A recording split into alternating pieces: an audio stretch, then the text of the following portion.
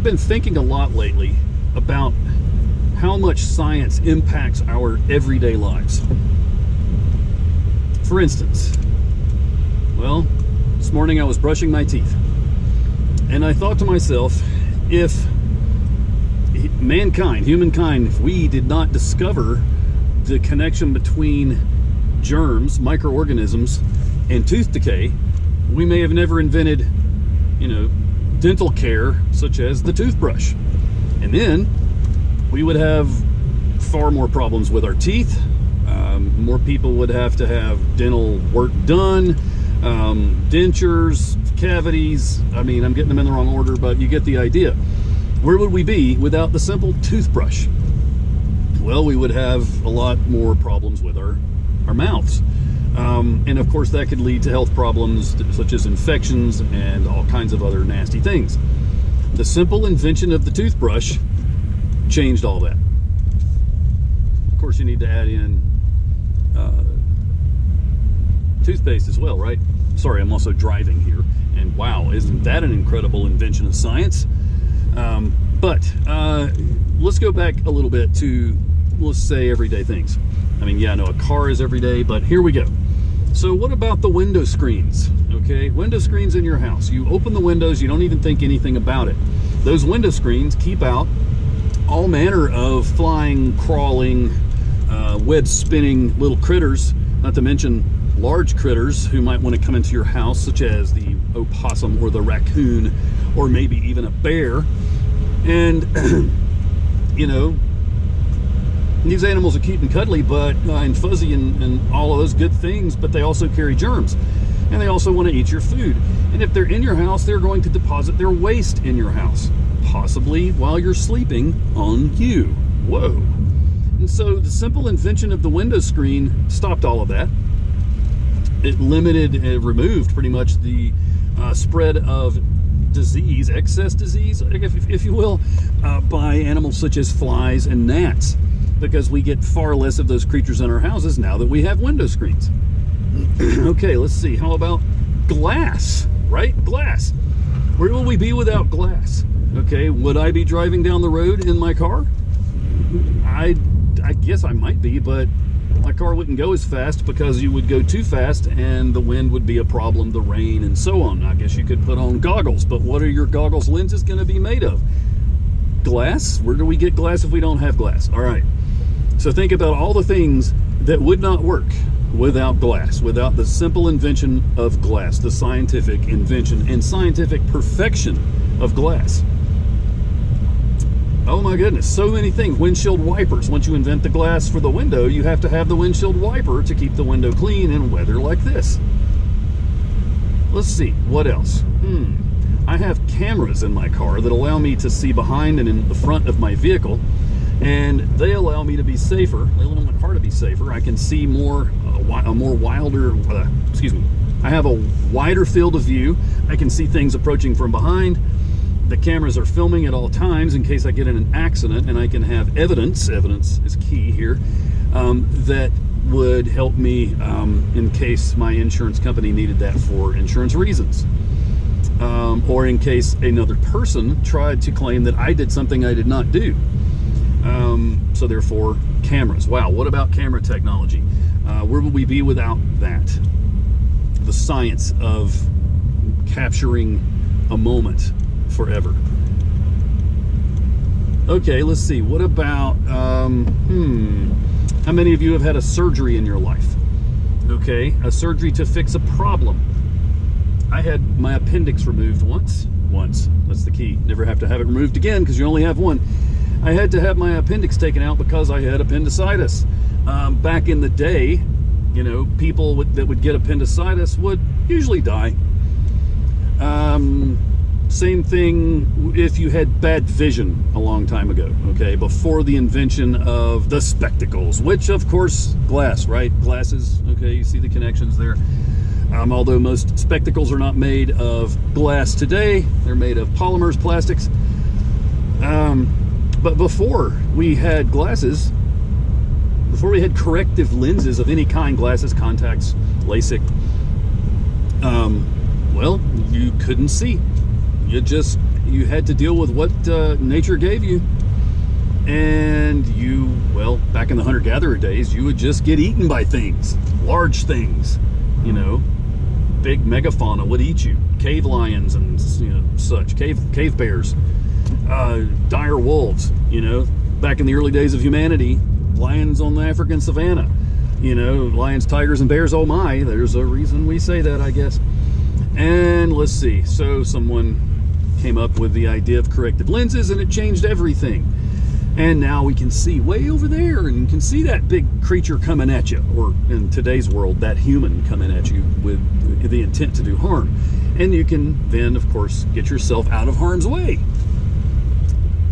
Let's see, GPS, right? My car here. If I don't know where I am going, which I typically do, my car will allow me to navigate using GPS. And I can drive myself from point A to point B using that amazing technology that it requires satellites in space, communicating with a device built into the car or the smartphone, and then guide me turn by turn, point by point to my destination. And of course, before GPS, we used maps, and all you had to do was know how to use a map and a compass, and you could get yourself anywhere you needed to go on the face of the planet. Yay, science. Let's see, what else? Surgeries, for instance. I'm going to bounce back and forth here. So surgeries again. Let's see. How many out there have injured your knees, your Achilles tendons, broken bones, things like that? Well, back in the day, there were certain kind of rudimentary practices that could help those things heal, but they never healed perfectly, and we have fossil evidence of this from the Neanderthals and other earlier humans. But today, you know, you get a broken bone or whatever, you go to the doctor and they fix you. They fix your bone, they patch you up, and in a few weeks you're back to normal. If you happen to lose part of your body, like let's say a tiger bites off your arm, or maybe you're born without part of your leg, you can get a prosthetic limb. It might not be as good as the original, but you know what? We have that option today because science and technology and engineering working together have given those amazing gifts to us. Wow, what else? There's so many things. I mean, I could go on and on and on. But the point here is science, engineering, technology, these things have given us our modern world. You know, humans like to think of ourselves, we often like to think of ourselves as separate from evolution, as different somehow, but we're really not. We are animals. We're a very unique animal, but we are nonetheless animals. We are part of nature, and we evolved to get this way. I know some people are shaking their head. No, we didn't, but that's your belief. That's fine. I'm not telling you what to believe. All I'm saying is evidence shows that we are part of the tree of life. And we descended from creatures somewhat like us, but not entirely like us, going very far back in time until we had a common ancestor with the chimps and the bonobos and other great apes, which we branched off from. So no, we did not evolve from monkeys or apes. We share a common ancestor with them. And anyway, my point here is all of the animals except for humans,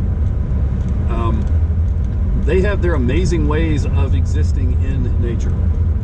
They have incredible adaptations that allow them to survive through natural selection. Think about the dolphin and whale. They can swim to the bottom of the ocean, thousands of feet deep, in search of food, naked, without any technology other than what nature has given them. And then they come back to the surface, get air, they do it again. Doesn't hurt them. Humans, on the other hand, if we try to do that, we get crushed like a bug by the incredible pressures at the bottom of the sea.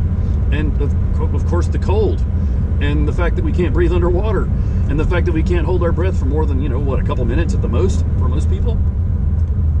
But through technology, we can take nature's raw materials and turn them into things that allow us to swim to the bottom of the sea, fly in the air, thousands of feet above the ground, and even fly into space.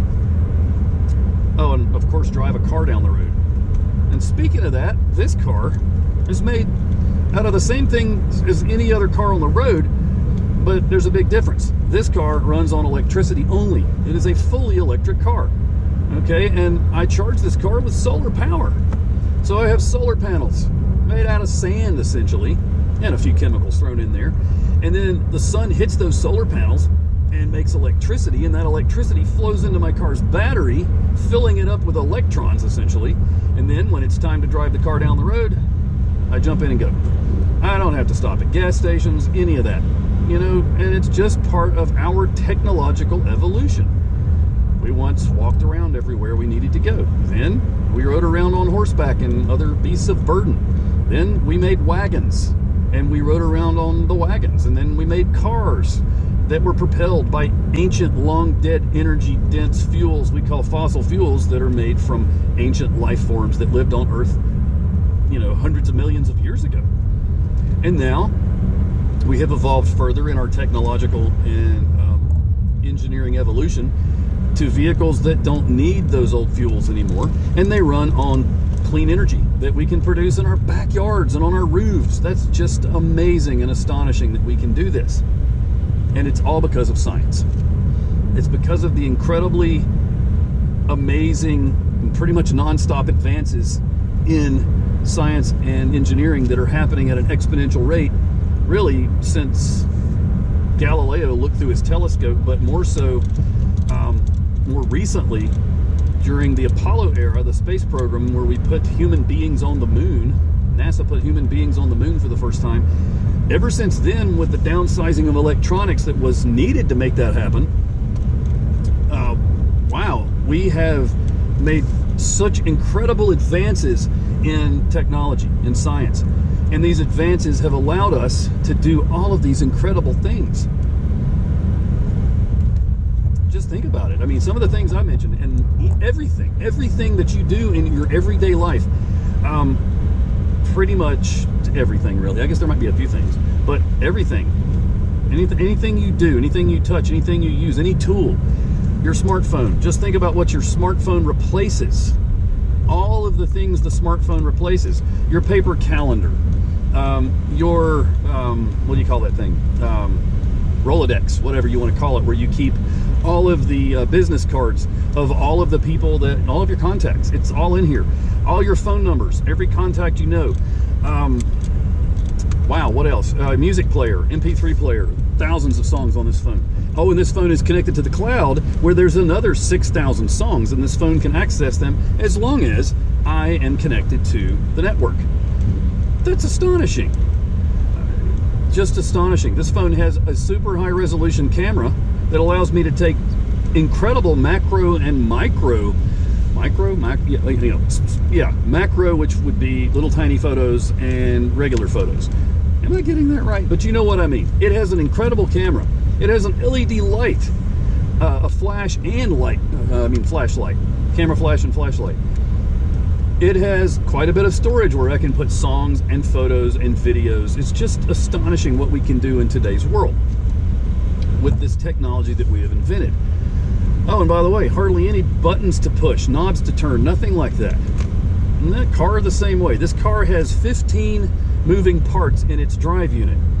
15, okay? 15 moving parts. I think it's 15. It might be 17, but it's less than 20. Any of the cars around me, I see gas-powered, a diesel-powered vehicle up there in front of me. And their drive units, their internal combustion engine-powered drive units, have hundreds, if not thousands, of moving parts. If even one of those parts breaks, well, they shut down. And they have to get towed somewhere to be fixed. This vehicle, on the other hand, because it has such a small number of moving parts in its drive unit, has far less chance of failure. Same way with those solar panels I mentioned earlier. Renewable energy power generation techniques have far fewer parts, so far less maintenance than fossil fuel generation. With fossil fuel generation, you have the mining. No matter what kind of mining it is, there's thousands of moving parts to make that happen. And then you have to ship it somewhere. And there's thousands of moving parts in that part of the supply chain, the energy supply chain. And then you have to refine it or mill it or whatever, and then you have to ship it another direction to your final point of use. Then you burn it, and it's gone. Pushes you down the road a few miles, and it's gone. Well, wow, what a waste. What terrible LNT ethics, leave no trace ethics. If you don't know what that is, look it up. Here's a link. It also has a horrible carbon footprint. If you don't know what that is, look it up. Here's a link. And then the whole thing about treading lightly on our environment to help future generations have a better place to live. Well, fossil fuels don't tread lightly. They have a horrible footprint. They tread very poorly, in fact, very horribly. Wow, so where am I going with all this? Well, one, just science is just so important in our everyday lives. So important. And to show you how important, just think about all those things I've already rambled on about, and then think about this. So have you ever taken a walk in a graveyard, an old graveyard, like, from hundreds of years ago, stretching all the way up to today? Well, if you have, you're going to know what I'm talking about. But if you haven't, you should do it. Okay, so in old graveyards, you're going to see lots of gravestones of the people who lived before you. And some of those gravestones are going to be more recent, where they passed away recently. Some of them, however, if you go back a little over 100 years, you're going to see gravestones where those people they lived very short lives, as opposed to the people who died recently, who lived very long lives, 70, 80, 90, even over 100 years sometimes. But back over 100 years ago, people didn't live very long. They might have lived, sometimes 50, maybe 55 if they were lucky, but more often or younger than that. They didn't live very long. And sometimes in those old graveyards, you also see a lot of graves of kids, young kids, little babies, and toddlers, and even up into their teens and 20s. And why did these people die so young? Why were there so many of them? Well, it's because science was not as good then as it is now. In other words, we didn't have antibiotics. We didn't have vaccines. We didn't have modern medicine. And when people would get sick, if their immune system could not fight it off, whatever it was, be it something like cholera, smallpox, the Black Plague, any of the nasty diseases that have plagued humanity throughout all of our existence, if their immune system could not withstand that, they died.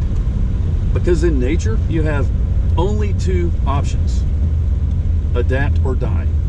Well, scientists got tired of all the dying, and they adapted. They came up with tools of science that allowed them to fight the death, to fight the germs, to fight the viruses and bacteria that were killing us.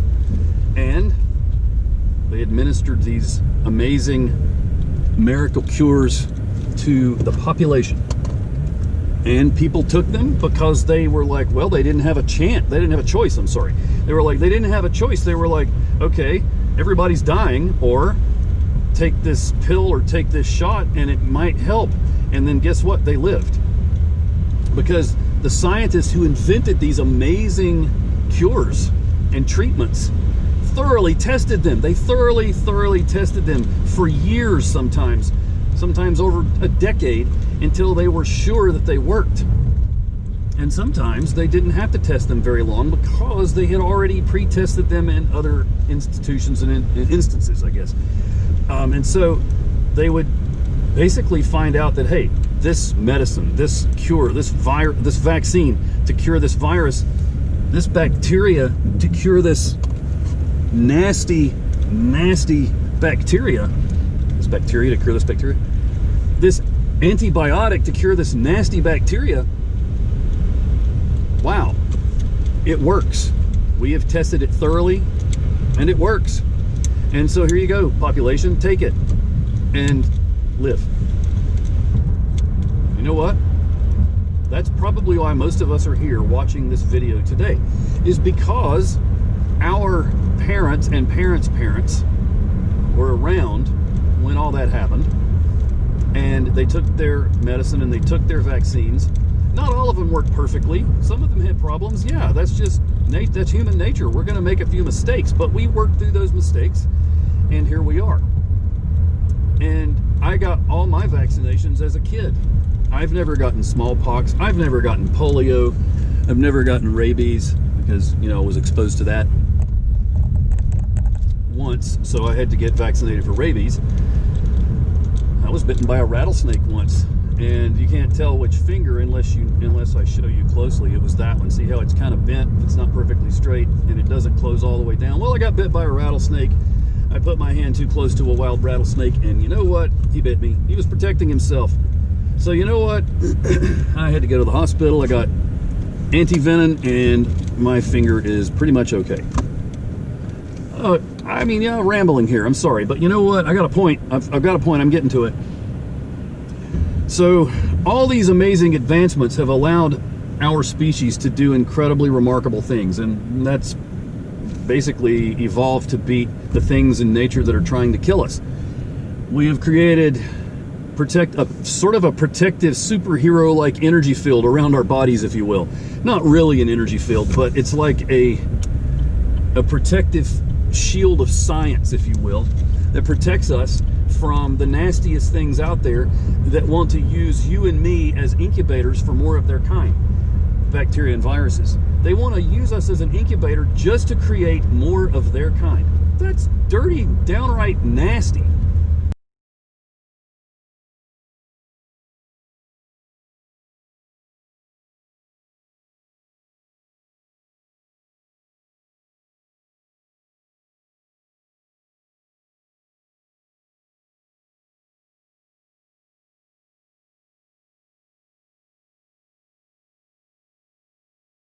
And heck yeah, I'm going to do anything I can to keep that from happening.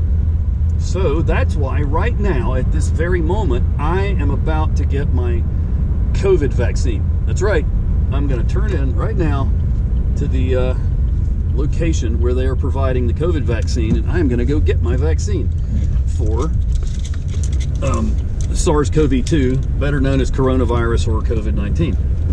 And I'm doing this because I want to protect everyone around me first, and myself and my family second.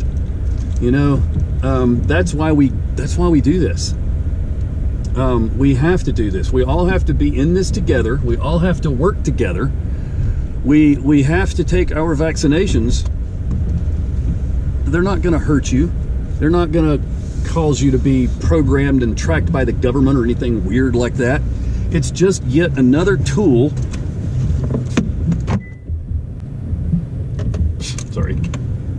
It's just another tool that we have in the arsenal of science that allows us to fight nature, to fight the nastiest things in nature that are trying to get us all the time. So I'm going to go get my COVID shot now, and you can follow me inside, and hopefully we will be able to get some footage of that. And yeah, let's see what happens.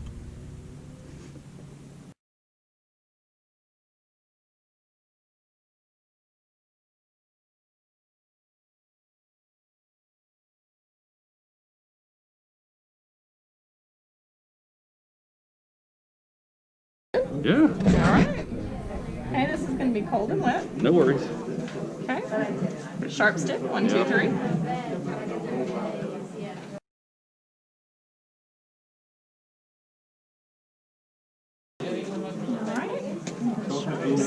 right. That is it. Good That's and it. done. Excellent. Yep, absolutely. Short and sweet. Thank you very All much. right. Absolutely. Have a great day. Well, that was easy. So I'm sitting here in the health department where I received my vaccination about 15 minutes ago. I'm sitting here waiting on the, possible reactions and side effects and all of that to happen. And so far, nothing has happened other than my arm's a little sore simply because I got an injection in my muscle, right? Here is my vaccination card. I haven't had one of these since I was a little kid. I remember being a little kid going to the doctor. My mom would take me to the doctor to get a vaccination. And we had a vaccination card back then. That was, the early 70s, mid 70s. And I got another one. Yeah, it's pretty cool. So I got to get one more COVID shot in a month. One more, a booster, and then I'll be good to go. So now let's see what happens. Are there going to be any side effects tonight, tomorrow? I expect a few. I'm pretty sensitive to medications, and we'll see what happens. But it's any side effects are far better than actually getting the virus and then spreading it to other people. Yikes. I'd much rather deal with a few side effects than all of that nasty. So that's all there was to it. Very simple. Virtually painless.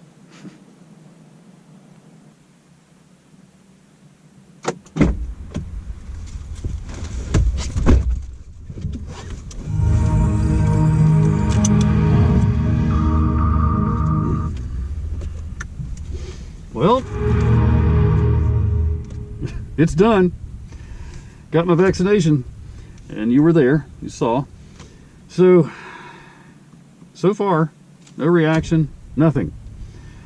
Just very happy to be part of this incredible, incredible thing that is going to save thousands, millions of lives once we get everyone vaccinated that we can possibly vaccinate. We being science, the medical profession. We need to get so many people vaccinated that this virus dies out and becomes much less of a problem. Most likely it will always be around, but just in much smaller amounts, like the flu, or even better, like something, if we could get enough people vaccinated, maybe we could squash it like polio, get rid of it totally. But sadly, I can take the mask off. I'm in my car. But sadly, I don't think that's going to happen, simply because we have people today who refuse to get vaccinated, and that's a whole other can of worms. But if you can get vaccinated,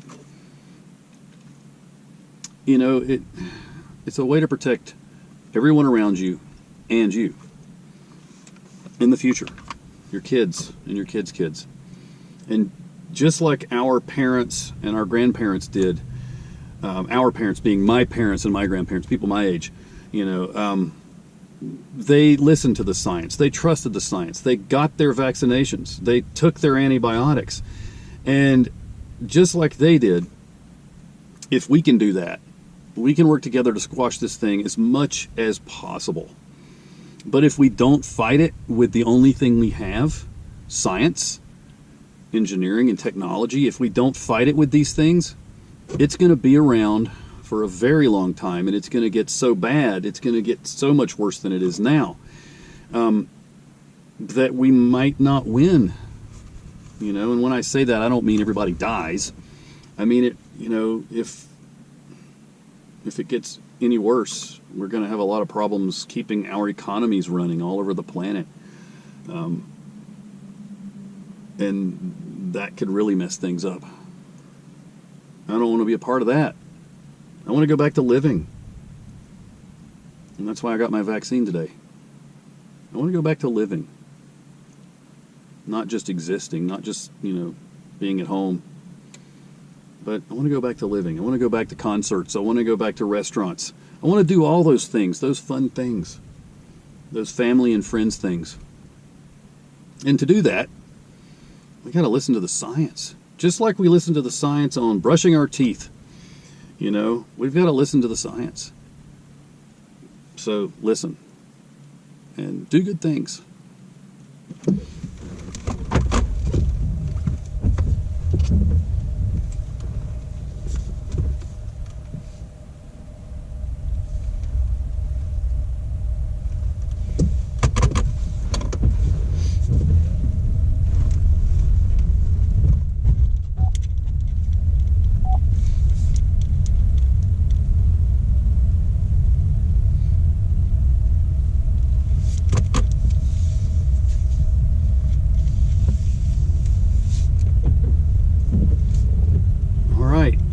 So now, next step is see what happens over the next 24 to 36 hours. See if my immune system responds negatively, positively, or just right in the middle. You know? I don't know. I don't know what's going to happen.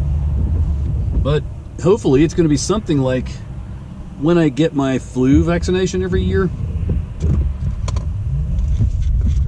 And basically what happens then is I get a little sore arm, which I have right now. And I feel a little under the weather for 24 hours, if even that.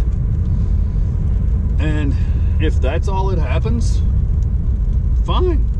I'll be glad to accept that. And, you know, because the payoff here is my immune system will remember this this invader, this nasty COVID invader, well, SARS-CoV-2 invader. And if it gets into me, my immune system will squash it. Squash it! That's awesome. That's a small price to pay. That little bit of discomfort is a small price to pay for a year, 2 years, 5 years of immunity, immune boosting power provided by science. You know, that's what I'm going for here. That's what I want. That's what we all want, right? So get your vaccination. All right, now, let's see what happens. What's the next 24 to 36 hours hold for me? I don't know. It's part of the experiment, right? So here we go. So it's been 2 hours since I received my vaccination, and I feel absolutely the same as I did before I received my vaccination. There's no difference in the way I feel, only a tiny bit of soreness at the injection site. So, yeah, nothing yet. I guess that's a good sign. I would assume we will see what happens.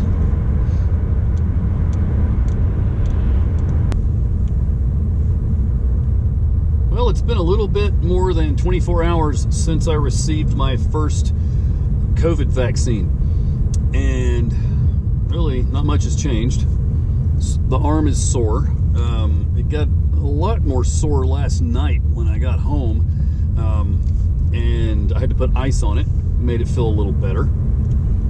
And then I got really tired by about 8:30. I don't usually go to bed that early, but I went to bed at 8:30. I think my immune system was just working to process this new thing that it needed to learn.